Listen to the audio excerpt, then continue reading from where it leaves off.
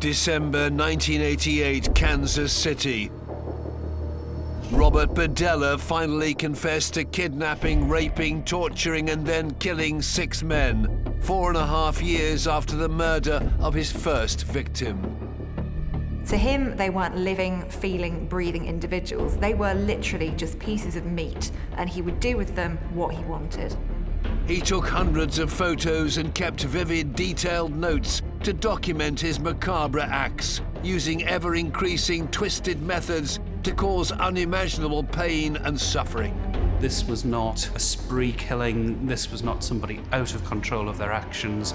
This is somebody who knows what he's doing, knows what he wants to do, and does it. That is the definition of evil. After murdering them, he dissected his victims with such precision, he became known as the Kansas City Butcher. And then he would cut the bodies up with a butcher knife and a chainsaw, and then put them in the trash. His dark fantasies, sick mind, and horrific torture of 6 men that sometimes lasted weeks at a time makes Robert Berdella one of the world's most evil killers.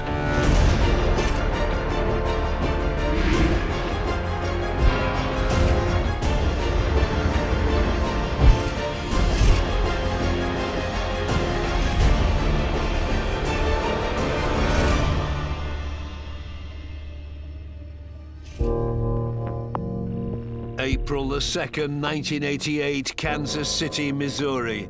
A man wearing nothing but a dog collar was found in the street. He was taken to a house nearby where he pled for police to be called. A police investigation revealed a horrific series of murders that took place at the hands of one man who systematically and methodically kidnapped and tortured young, vulnerable men before killing them. Berdella is evil because he took advantage of the weak and he just performed so many unpleasant acts on them while they were alive.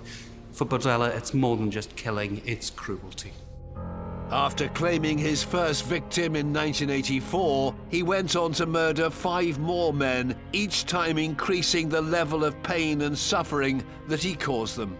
Berdella had a complete disregard for human life, and I think what he was always aiming for was to create this compliant, docile sex slave.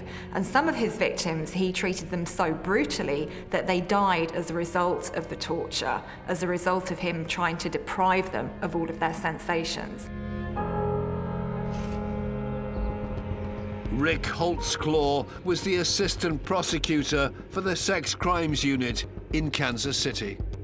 We would prey on those who were down and out or needed some help.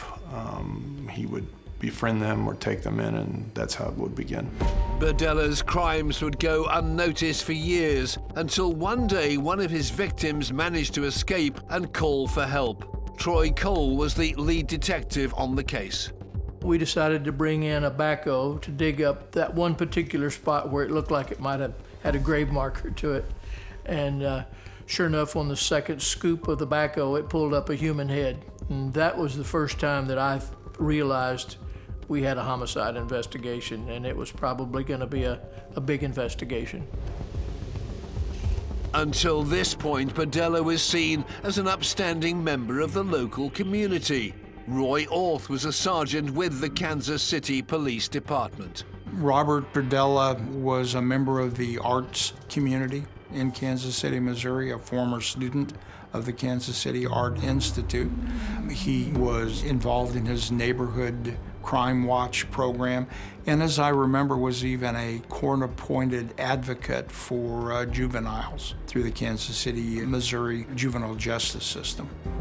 This seemingly normal member of the Kansas City community went from being an upstanding citizen to an infamous serial killer. Berdella documented the torture and the murder of his victims for a couple of different reasons. Firstly, he wanted to relive and revisit that sense of power he felt when he was doing these things. But secondly, he wanted to create an archive. I think he wanted history to remember him and remember the horrendous things that he'd done. This killer's story begins in 1949. Robert Andrew Berdella Jr. was born on January the 31st, the first of two sons. He was raised in Cuyahoga Falls, Ohio, in a strict Catholic household. His father worked at the Ford Motor Company. His mother was a homemaker, so they were very much the traditional American nuclear family. Berdella was a shy, intelligent child who struggled to fit in at school. He was bullied by his peers because he did stand out as different. He wore very thick glasses. He went to the algebra club. He collected stamps. So there was that sense in which he always felt that isolation from his peer group. Then, in his mid-teens, his world was turned upside down. Berdella's father died of a heart attack when he was 16, and this did have quite a significant impact on him because his mother remarried and she went on to set up another home with somebody else. And I think that Berdella really did feel a sense of rejection here. He was part of his mother's past. The world had moved on and he was left behind. Around the same time, Berdella had been working part-time. There's a particular incident that Berdella later recalls that is potentially significant. Berdella claims that he was raped when he was an adolescent at a restaurant where he worked. Berdella never reported the incident to the police. In 1967, after graduating high school, Berdella enrolled in Kansas City Art Institute. At this time, he'd begun exploring his sexuality.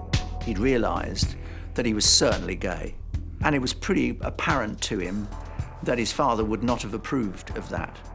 He's also been brought up in the Catholic Church, so I think there is very much an underlying sense of shame there. By 1969, Berdella had begun to experiment with drugs. He quit college after tutors failed to understand his twisted art projects, often involving live animals. He may have been a bit nerdy to look at, and a bit strange, but he was clearly talented. In need of a job, Berdella put his talents to a new use. Berdella started working as a short order chef and quickly rose. He developed quite a good reputation in the local community as people were talking about the food that he was making. And he bought his own house. He had quite a bright future. He really was a figure that commanded respect in the local community. By his mid to late 20s, Berdella had also developed a passion for collecting, and this hobby soon became a business in its own right. He was obviously a very good chef, but it wasn't his only talent. He also collected art and antiquities. This was a man of quite considerable taste, working at some of the best restaurants and at the same time operating a boutique called Bob's Bazaar, selling art and antiquities. The boutique became Berdella's full-time job, and he began to rent out rooms in his home to help make ends meet.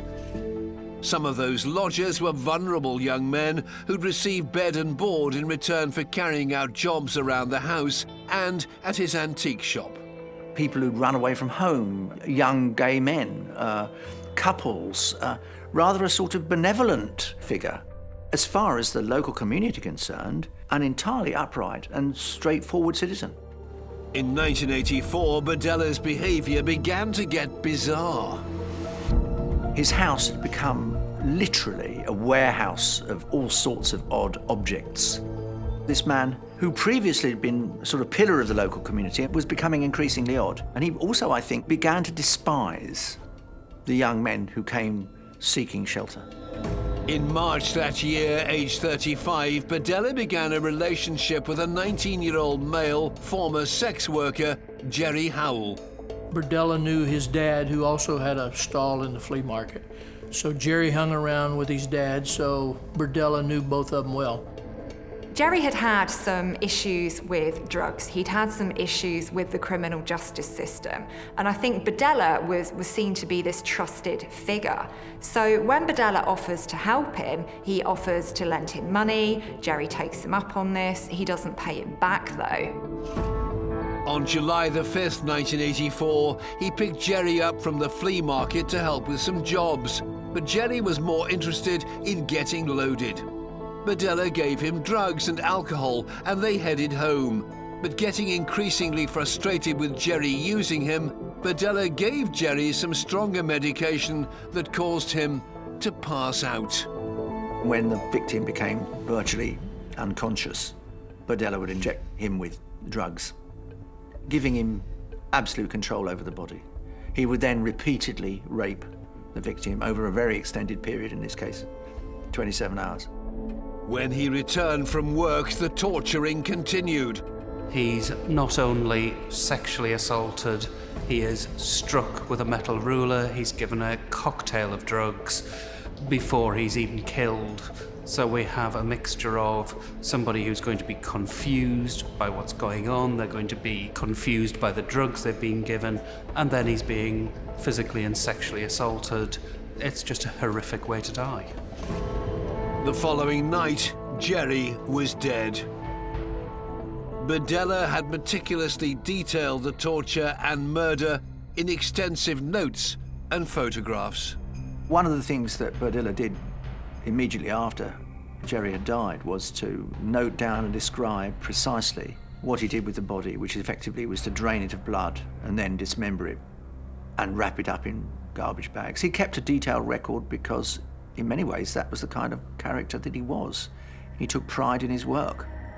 He was completely cold and isolated, interested only in his own satisfaction, which makes it all the more chilling. Berdella bagged up the remains with all the instruments he'd used and dumped it in the trash, which was picked up the next morning. On July the 8th, Jerry's father contacted the police. Jerry's father reports him missing, and Berdella is interviewed by the police in relation to this. And Berdella says, well, I dropped him off at the 7-Eleven, the convenience store. And at this point in time, why wouldn't the police believe Berdella? He's this upstanding figure in the community. He's not somebody who would appear to have a reason to lie. So unfortunately, this case goes cold. Then officers received a tip-off from one of Berdella's previous boarders, Todd. One of Jerry's acquaintances, who was also known to Berdella, actually tipped off the police that they thought that Berdella may have been involved, or at least given Jerry a hot-shot injection. But there was no body. Nobody knew where Jerry was. Berdella was put under surveillance, but no evidence was ever found. Jerry Howell's father always thought that Berdella had done something to his kid. He just couldn't prove it. And but yes, he was very suspicious of him. Jerry Howell's body was never discovered. Berdella had developed a sick taste for torture and murder. And after getting away with his first crime, he began to look for ever-increasing, horrific ways to get his sexual kicks. 9 months after he tortured and murdered his first victim, 19-year-old Jerry Howell, Robert Berdella took his next victim. So Robert Sheldon was somebody who had stayed with Berdella before at his house. So there was a degree of trust in this relationship, and it was trust that Berdella really did take advantage of. On April the 10th, 20-year-old drug addict Robert Sheldon appeared at Berdella's door looking for somewhere to stay after an argument with his girlfriend. Shortly after he set foot inside, Berdella put his sadistic plan into action. He keeps him for 4 days. Automatically, you know that this is going to be somebody who's in distress. He starts to escalate his cruelty with this victim. He injects drain cleaner into his eyes. He fills his ears with caulking material. There's damage to the hands from piano wire. He's hitting him with a rubber mallet. All of these things are acts of cruelty, and they would not kill you. It's subduing the victim. He did some horrendous things to him, but the thing that really stood out for me was the tattoo that he gave this victim on his shoulder. He was almost branding this man, saying, "You are mine, I own you and I possess you." Like he had with his first victim, Berdella documented his methods by writing intricate notes. This time he went one step further and included himself in the photographs with his tormented victim. He wanted an absolute record of everything he'd done. There was a certain amount of pride. There is no doubt whatever that that's what was in his mind. He documented it because he was proud of it. On the 14th of April, Berdella arrived home to find a workman he knew on the roof of his property. Concerned that he'd be discovered, he decided to kill Robert. He becomes quite paranoid because he knows this guy. So Berdella takes matters into his own hands and he goes and places a plastic bag over the head of his victim, essentially ending his life. Berdella began his ritual act of cutting up his victim's body piece by piece. Dismembering a body is not the easiest thing in the world to do, but if you have some knowledge, like a surgeon or a chef, then you can quite effectively dismember a body, and that makes it easier to dispose of. This horrific expertise in chopping up bodies later earned Berdella the nickname the Kansas City Butcher. In keeping with his obsession with collecting, this time Berdella decided he wanted to keep a souvenir of his actions. Berdella's second victim, Robert, he dismembered the body and cut off the head. But this time he didn't put it all into black garbage bags and put it out for the garbage truck. He kept the head first in the freezer in his house, and he later buried it in the garden where it decomposed as a kind of trophy of the killing. And this is really significant for me because the head is what gives somebody their identity. It's what makes them a human. I think by keeping the head, Berdella wants to be able to say, I'm the one that has depersonalized this individual. I'm the one that's dehumanized them. Berdella had now tortured and murdered 2 people without being caught. The following June, just 2 months after his last murder, he struck again. Mark was a young man who had helped out around Berdella's house. He'd mown the lawn for him a few times, and Berdella discovered him intoxicated in his shed one day. He invites him into his home, and so begins the process of torture, as had been the case with previous victims. 20-year-old Mark Wallace was gagged and injected with a cocktail of drugs to sedate him before he was restrained and raped. Mark was Berdella's 3rd victim, and again, I think we have with this the escalation and the experimentation. We have injection of drugs, he's used the rubber mallet again to strike his victim, but now he's applying electric shocks. When Berdella returned from work that evening, he found Mark trying to free himself. Berdella sedated him again before continuing to rape and torture his victim. It's almost as if he has a compliant victim and he's thinking, what will this do? Electric shocks are rarely fatal, but they can be tremendously painful. As had become his custom, Berdella kept a record of his barbaric actions in his diary. On the 23rd of June 1985, he wrote, 7 a.m., no signs of life.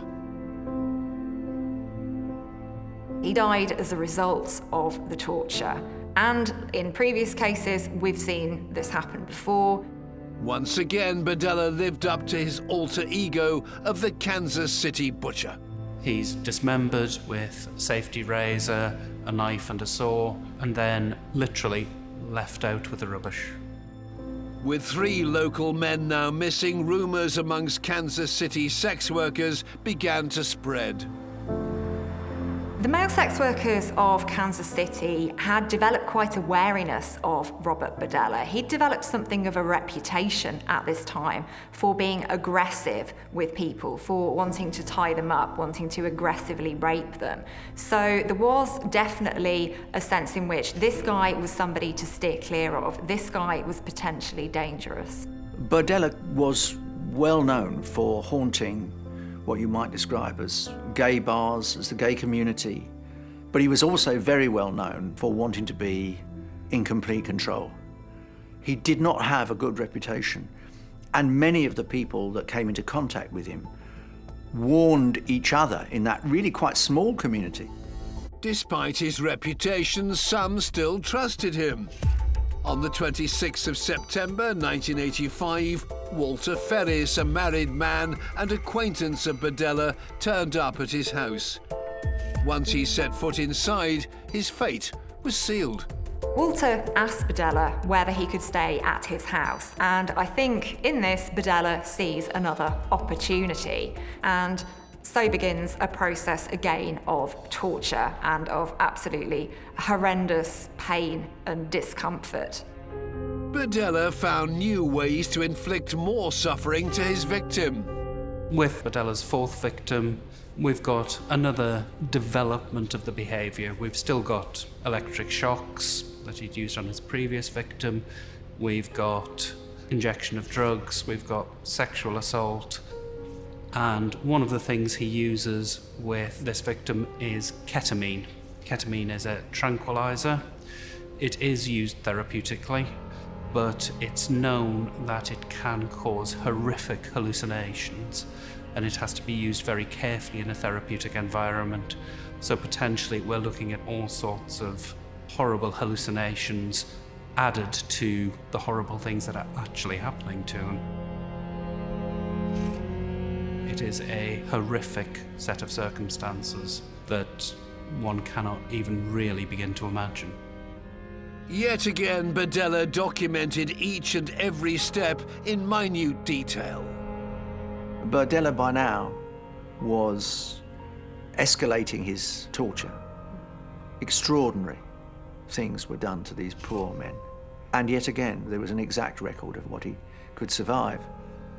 I suspect part of the reason for that was that Berdella wanted to see how much a human body could take, what it could accept. He wanted to test everything to its limits. He wanted to see how far. Can he take that? Could he take more? In less than 24 hours, Walter was dead.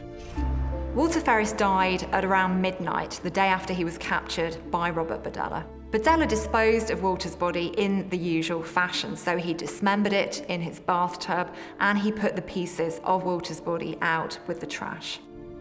Days after his disappearance, Walter's wife reported him missing to the police. His wife and mother suspected Berdella because the last time that Walter left the house, he said, "I'm going over to Berdella's," and he was never seen again. For the second time in approximately 15 months, Berdella was questioned and put under surveillance. But investigators quickly hit a dead end. The Missing Persons Unit did an investigation. They did their best to further the investigation along, but they were just unsuccessful. There was not enough evidence to charge him. They went to his house. They tried to buy drugs undercover from him. There was various things they did to try to make a case. They were just unsuccessful. In just over a year, Berdella had detained, savagely tortured and killed 4 men. Each murder he committed increased in brutality as his dark imagination seemed to know no limits. Yet he continued the pretense of an upstanding, if eccentric, member of the local community, and police had no reason to link him with the disappearance of his victims. The police had no suitable cause to search the house, so as far as they were concerned, Berdella was simply helping the police with their inquiries. They had no concrete evidence whatever against Berdella at that point. On June the 17th, 1986, Berdella selected his next victim. In the red light district of Kansas City, he picked up 23-year-old casual sex worker and drug addict Todd Stoops. Berdella's next victim, Todd, had already had contact with him over a number of years. Indeed, had suggested to the police that Berdella might have been guilty of killing his first victim with an injection, which was never proven. Berdella was sexually attracted to Todd, and Todd and his wife had actually spent some time living in Robert Berdella's house in exchange for sexual favours that Todd provided to Berdella with his wife's knowledge. So this couple, they were very vulnerable, and Berdella took advantage of that vulnerability. When Todd needs money for drugs, Berdella sees another opportunity here. As soon as Todd stepped foot inside, Berdella began his deadly routine. Over a period of 2 weeks, he subjected him to a ferocious series of attacks. If what happened to Walter was horrific, he manages to outdo himself with Todd. So we have nearly a fortnight of captivity with torture, whipping, sexual assault again, all sorts of horrific physical acts to degrade, to cause pain. But he's also once again organised. He's planning. He thinks injecting Drano into the eyes will blind his victim, which it does, makes it more difficult to escape. He injects it into the voice box to stop him screaming. These are not the acts of a madman. These are planned, deliberate actions of somebody who knows what he's doing and why he's doing it. Berdella took extensive photographs of the torture and the demise of Todd. I think Berdella felt that Todd was a significant victim for him. He felt that attraction to him, and it wouldn't surprise me if he'd been at the centre of quite a lot of fantasies he'd had about having a sex slave. On July the 1st, 1986, Todd died of septic shock from an infection caused by the injuries he had received. Like his previous victims, Berdella dismembered Todd's body and put his remains to be picked up by trash collectors.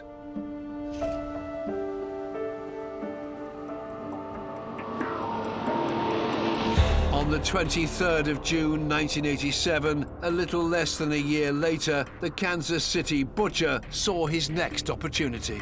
Larry Pearson was a sex worker who needed some bail bond money. So Robert Berdella says to him, I will bail you out, I'll give you the money, as long as you come and stay in Ohio for a week with my family. So Larry agrees to do this, and then when they arrive back from this vacation, Berdella takes him captive. Once again, we have escalation of this behaviour. We started with cruelty, it's escalating and escalating. We now have a victim kept for 6 weeks, tortured, sexually assaulted. Despite the constant torture, Larry fought back. Larry didn't know what to do. He knew he wanted to survive as best he could. Until finally, in what must have been utter despair, Larry bit Berdella's penis during oral sex. The injury to Berdella's penis was so severe, he went to hospital. Berdella calls a taxi, and during the time while he's waiting for the taxi, he kills his victim. When he's dead, Berdella has the sense to try and keep the property cool, to slow down decomposition, to reduce smells produced. Once again, these are all unconscionable acts, but they are planned, they are deliberately undertaken. This is somebody who is in control of what he's doing. When Berdella returned from hospital, he dismembered Larry's body. Berdella was so angry at the injury that had been caused to him that he was determined to take out the maximum punishment and revenge on the man who had the temerity to actually hurt him. It was the first time anyone had tried to hurt him. And so, yet again, he dismembered the body, and yet again cut off the head. Only this time he went out into the garden, dug up Robert's head, put Larry's in the same hole, and proceeded to bring Robert's head into the house, clean it up, take the teeth out, put them in 2 envelopes, and put the skull, which was all that remained at that point, into a closet in the upstairs of his house. Heads are very, very significant for Berdella, and I think the head of Larry is a very important one because this is the guy who has come closest to Berdella's fantasy of having this sex slave. He's the guy who survived for 6 weeks. He's survived the longest, and I think he wants to commemorate that. But Berdella's barbarous nature was far from satisfied. On March the 29th, 1988, he picked up 22-year-old male prostitute Christopher Bryson and took him back to his house. So Christopher Bryson was wandering the streets when Robert Berdella picks him up, and he offers him a beer, and they drive around in his car for a while. Berdella then says, well, come back to my house and you can have a beer there. So Christopher agrees and they go back. He was brought home to provide sexual favors for Berdella and was told to go upstairs as soon as they got there. As Bryson mounted the stairs and started walking up, he was struck from behind and rendered unconscious. With his victim sedated and held captive, Berdella began his deadly ritual. Once again, he is tortured, he is assaulted, he is given bleach in the eyes, but this time it's swabbed onto the eyeballs rather than injected in. That would probably be even more painful. There are many nerve endings on the globe of the eye which would react very badly to the bleach. Repeatedly electrocuted, raped and injected with a cocktail of sedatives, Christopher remained a submissive captive for 4 days. But on the morning of April the 2nd, 1988, when Berdella had left for work, Christopher managed to set himself free. He finds some matches and he's able to actually burn through the robes that Berdella had restrained him with. So he flees the house wearing only a dog collar. He must have been an extraordinary sight, a naked man wearing a dog collar. He runs across the street, meets a meter reader who's going to a house. They knock on the door. The house owner is astonished, opens the door astonished, won't let Christopher into the house, but does call the police. Roy Orth was a sergeant with the Kansas City Police Department when they received the call. Chris had been severely physically abused and was asking for help. District officers got there, found this was probably going to be some kind of an unlawful restraint, abduction situation, and called the Sex Crimes Child Abuse Unit, and our detective responded. Rick Holtzclaw was the assistant prosecutor for the Sex Crimes Unit in Kansas City. Roy Orth called me and said, "We need you." And I said, "You don't need me today." And he said, "No, I'm telling you, we need you on this one." He may have told me briefly what it was. We had someone who had escaped naked with a dog collar.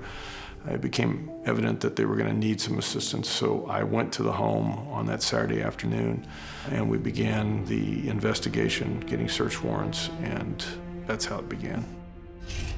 In just over a 3-year period, Berdella had held, brutally raped, tortured and killed 6 men and got away with it. Unknown to the police, they were about to uncover the shocking crimes committed by a sadistic serial killer, Robert Berdella. Troy Cole was the lead detective in charge of the case. I first became aware of him April 2nd, 1988. I was working in the homicide unit. It was a Saturday, and was called out in regards to a sodomy.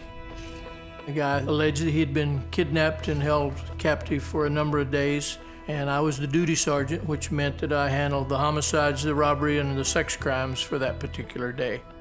Christopher managed to escape and flag down a passerby. That's what brought us to the residence. The traumatized victim recounted his ordeal and gave police the name and address of his captor. When Berdella arrived home that evening, the police were waiting for him. When Berdella drove up to the house, we asked him for identification, and he produced it. He said, "I live here." And at that point, he was immediately arrested for investigation of sodomy. We brought him downtown. I asked him if he would sign a consent to search the residence so we could further the investigation. He refused. He said that he would rather talk to his attorney. So at that point, we booked him into the city jail and prepared to get a search warrant. With Chris's testimony, police were able to obtain a warrant to search Berdella's property the same day. When we first went up to kick the door in, we could hear large dogs in the background, so we called animal control out. Immediate reaction was the house was filthy, had a stench, the odor was horrible, clutter and dog feces everywhere. It was one of the worst houses I'd ever walked into. Using the information that Christopher had given them, officers searched Berdella's property for the room where he'd held his victim captive. So our initial thought was to try to find the room to verify his story. So we go upstairs, and after a brief period of time, we found the room that he had described. We found the bed that he had described, and it had restraints tied to the bedpost. So we were pretty sure at this point his story maybe had some legitimacy to it. There was a device underneath the bed plugged into the wall that was, it appeared to me to be an electric train transformer. And there were jumper cable clips on the ends of it so that he could attach them to different parts of somebody's body and then increase the electrocution level by turning the transformer selector. In searching the rest of the house, officers discovered Berdella's most prized collection. We discovered several hundred, probably 200 to 300 Polaroid photographs that he had taken. Some of the people in the photographs were in obvious signs of being tortured. Eventually, we were able to find detailed torture notes that Berdella had kept on several people, 6 in fact. And in reviewing those pictures, probably the most telling was one of a young man that was hanging suspended upside down from a steel I-beam in what we later learned was the basement of the Berdella home. And this person appeared to be deceased. As the police combed the property, they discovered more and more evidence of Berdella's horrific crimes. A short time later, we found a skull in a closet, which appeared to have been probably fairly recent. The officers gathered the evidence. The following day, a pathologist was called in. We had called in a doctor to examine the skull that was in the closet, and he said that in his opinion that skull probably was less than 2 years old, but it would obviously require further examination. So at that point we sort of cataloged what we could find in the house that looked like it might have some evidentiary value to it. One was a bag of what appeared to be human vertebrae that were very clean. Obviously they'd been boiled out, bleached, almost looked like plastic. We also found a skull that was obviously human and hadn't been bleached out yet. The police returned to Berdella's home the next day, and they left no stone unturned. Berdella kept dogs in the backyard in an enclosure. And in looking at the backyard, the grass was noticeably greener in a couple of areas, which caused me to think that, possibly there was something else there. So at that point, we decided to bring in a backhoe to dig up that one particular spot where it looked like it might have had a grave marker to it. On the second dig, there was a sucking sound as it dug in and lifted out. I stopped the man immediately and looked, and there was a human jaw that had been pulled up, and then of course we stopped, and eventually we found the full human skull. What it appeared that he was doing was, once he would dismember his victims, he collected the skulls and then would clean them by burying them in the backyard, and after they'd been out there for whatever time he felt was necessary, dig them back up and then clean them out, boil and bleach them. When police extended their search to Berdella's shop in the bazaar, they found a macabre window display. As you walked up Westport Road, there was a display of human skulls. I think there were 2, I can't remember now. And initially, these were so clean that they appeared to be plastic, but it was later determined that they were also Berdella victims. Berdella's obsession with his crimes and brazen behavior were his undoing. But the police still had a mammoth task to overcome.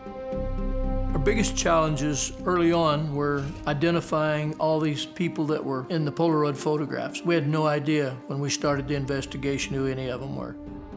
Of the 200, they were not all facial shots. There were some body parts and people in various stages, but we needed to identify the skull that was found in the closet, and we needed to identify the human head that we dug up in the backyard. So those were our biggest challenges. By May 1988, using Berdella's photos, detailed notes and dental records, the police identified the two skulls as belonging to his second victim, Robert, and his sixth victim, Larry.